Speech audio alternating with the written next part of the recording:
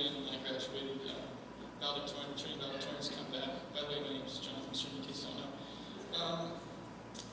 And the Lord put in my heart something that I want to share with you guys. Oftentimes in our lives we experience things that, difficulties, uncertainties, and we wonder why. God, why did you put this in my life? And often it's because so we can share it with other people. And I think this is something I can share with you seniors as you graduate that will not only encourage you, but will also challenge you in your upcoming ventures in life, in college, jobs and careers. So I call it my April Fool's Day story. Now some of you might have some clue about it, but it's an interesting story. And as you know, I just finished my last day of college on Friday and had my finals. So now I'm here after a long year to tell you this little April Fool's Day story. Can you hear me all right? Okay. Let's see, it was April, and I just finished training and putting all kinds of applications together and documents, everything, school records for application to the Air Force, United States Air Force Academy. And it was a lot of work, and I put a lot of hope in going to this academy. I mean, I had put everything I was doing was to get into this academy. And I had people start telling me, hey, look at me, John, you've got the credentials, you've got it. You're going for it, you can get it. So I started getting secure about it. I started thinking, okay, I'm going to get in, and I wasn't worried about it anymore. I didn't have any other plans, so basically, I'm going.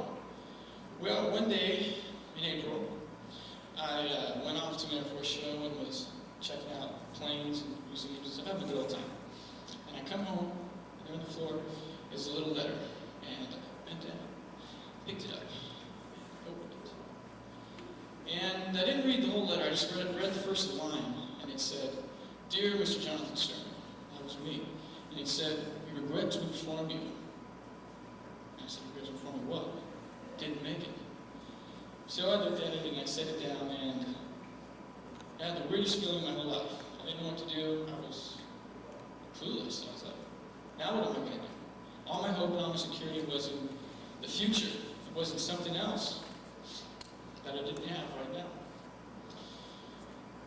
Well, so the April Fool's story goes on, because it happened that day. It was April Fool's Day that I got that letter. So I felt the fool for a little while.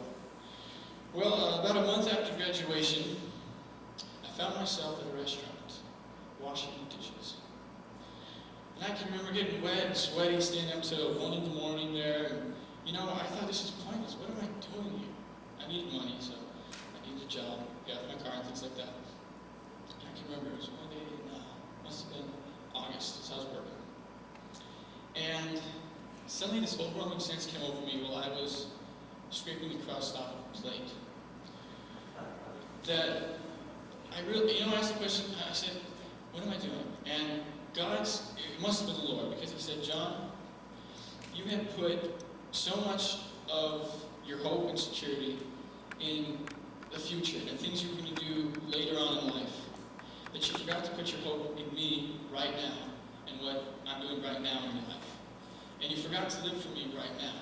And so there I was thinking, this is August. This is when I would be training in the Air Force Academy. This is when I'm doing drills. But God had another training in mind.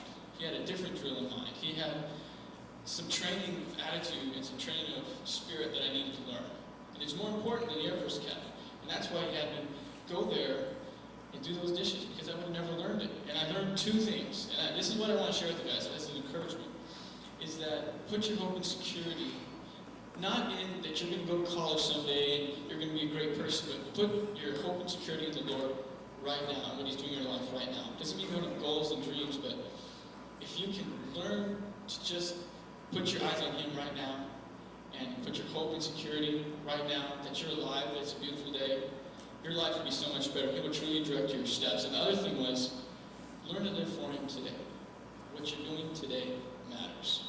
Learn to live for him right now.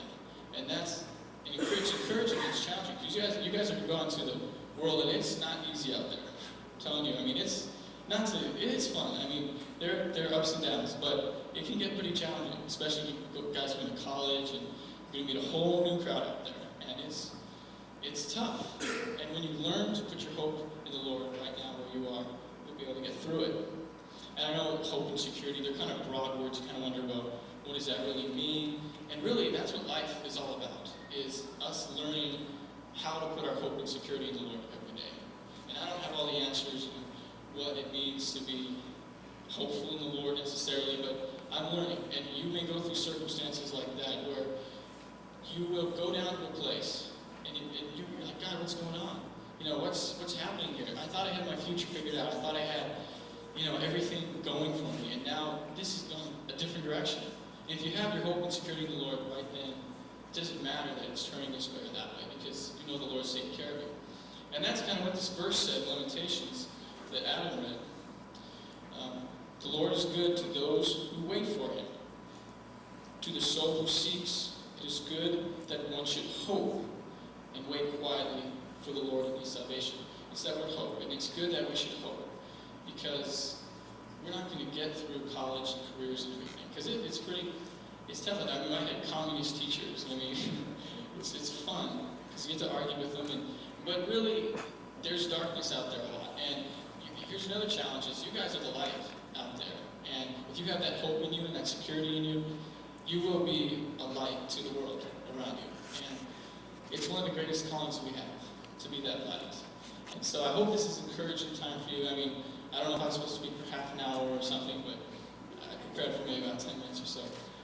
But that's my encouragement to you, is you guys have had awesome training here. You guys have had really something that most people don't know anything about.